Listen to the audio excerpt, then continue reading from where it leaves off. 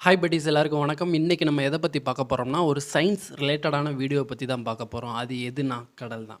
நம்ம வாழ்கிற பூமியில் 100க்கு 70% கடல் தண்ணியால் சூழப்பட்டிருக்கு. ஃபஸ்ட்டு அந்த கடல் எப்படி உருவாச்சு, செகண்டு கடல் தண்ணி ஏன் உப்பு கைக்குது, தேர்டு கடல் அலைகள் எப்படி உருவாகுது, ஃபோர்த்து கடல் தண்ணி திடீர்னு காணாமல் போச்சுன்னா பூமியோட நிலைமை என்ன. ஸோ இதை பற்றி தான் இந்த வீடியோவில் ஃபுல் அண்ட் ஃபுல் பார்க்க போகிறோம். வாங்க வீடியோக்குள்ளே போகலாம். ஃபஸ்ட்டு கடல் எப்படி உருவாச்சுன்னு பார்ப்போம். இந்த கொஸ்டினுக்கு சயின்டிஸ்டாலேயே கரெக்டான ஆன்சர் சொல்ல முடியலை. ஆப்ஷனலாக இந்த மாதிரி உருவாயிருக்கலாம்னு சொல்கிறாங்க. அது என்னென்னா, பூமி உருவாகி 1 கோடி வருஷம் வரைக்கும் எரிமலை பாறைகள் வெடித்து செதறிச்சு. அப்போது பாறைக்குள்ளே இருந்த தண்ணி ஆவியாக மாறி வானத்தில் சேர்ந்து மழையாக பெய்ய ஆரம்பிச்சிச்சு. அது வின்டர் சம்மர் சீசன் மாதிரி 2 மாதம் 3 மாதம் பெய்யலை, பல வருஷமாக தொடர்ந்து பெஞ்சனால கடல் உருவாச்சுன்னு சொல்கிறாங்க. இது ஒன்று.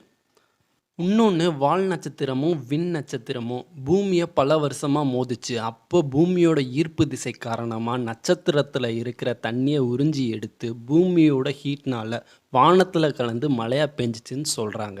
அடுத்து என்ன சொல்கிறாங்கன்னா, கார்பனோஸ் என்ற ஒரு வகையான பனிப்பாறைகள் தான். அந்த பனிப்பாறையில் கிட்டத்தட்ட 2.5 லட்சம் டன் வரைக்கும் ஃப்ரீஸான தண்ணி இருக்கும்.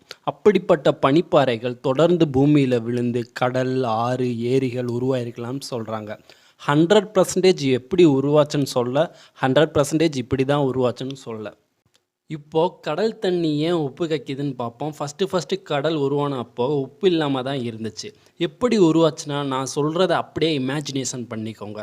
தண்ணி உப்பாக மாறுறதுக்கு நம்மளும் ஒரு விதத்தில் காரணம்தான். நம்ம உடம்புல இருந்து வெளியேறுற கார்பன் டை ஆக்சைடு அட்மாஸ்பியரில் கலந்துருது.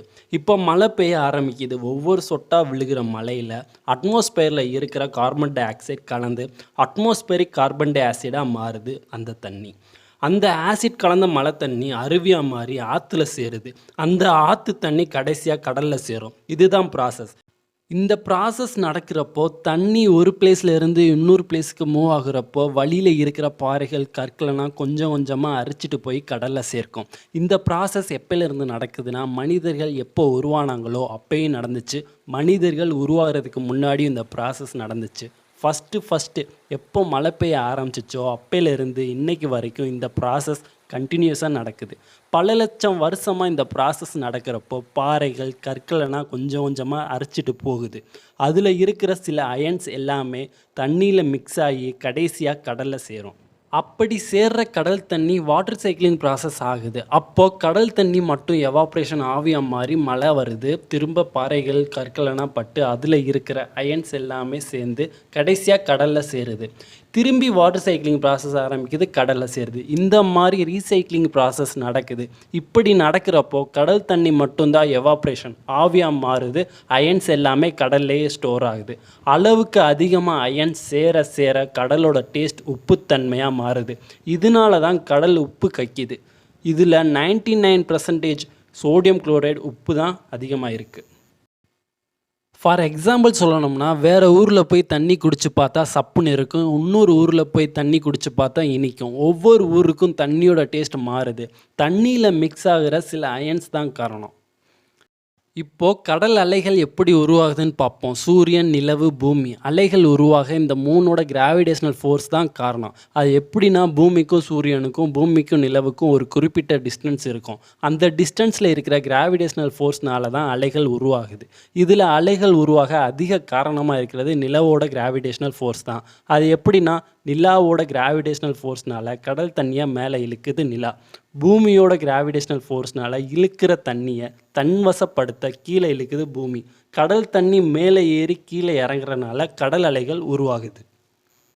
எர்த்தில் 100க்கு 70% கடல் தண்ணி தான் இருக்குது. அந்த கடலில் பல கோடி உயிரினங்கள் வாழ்ந்துக்கிட்டு இருக்குது. திடீர்னு அந்த கடல் காணாமல் போச்சுன்னா என்ன நடக்கும், அதுதான் கேள்வி. கடலில் ட்ராவல் ஆகிற கப்பல் விழுந்து உடஞ்சிரும். கடலில் வாழ்கிற உயிரினங்கள் எல்லாம் இறந்து போயிடும். கடற்கரைகள், பீச்சஸ் ஒரு மாதிரி பேட் ஸ்மெல் வர ஆரம்பிச்சிரும். கடலால் தான் வாட்டர் சைக்கிளிங் ப்ராசஸ் நடக்குது. அந்த கடலே இல்லைன்னா மழையே பெய்யாது. மேகங்கள் எல்லாம் காணாமல் போயிடும். எர்த்தோட ஹீட் ரொம்பவும் அதிகமாக இருக்கும். எர்த்தோட ஆக்சிஜன் லெவல் ரொம்பவும் கம்மியாக இருக்கும். எர்த்தோட ஹீட்னால் பனிப்பாறைகள் உருக ஆரம்பிச்சிரும். செடி, மரம் காஞ்சு போய் காட்டுத்தீ பரவ ஆரம்பிக்கும். எந்த அளவுக்குனா, கட்டுப்படுத்த முடியாத அளவுக்கு ஏற்படும். இதனால் சாப்பாடு குடிக்க தண்ணி இல்லாமல் மனிதர்கள் யாருமே பூமியில் வாழ சாத்தியமே இல்லாமல் போயிடும்.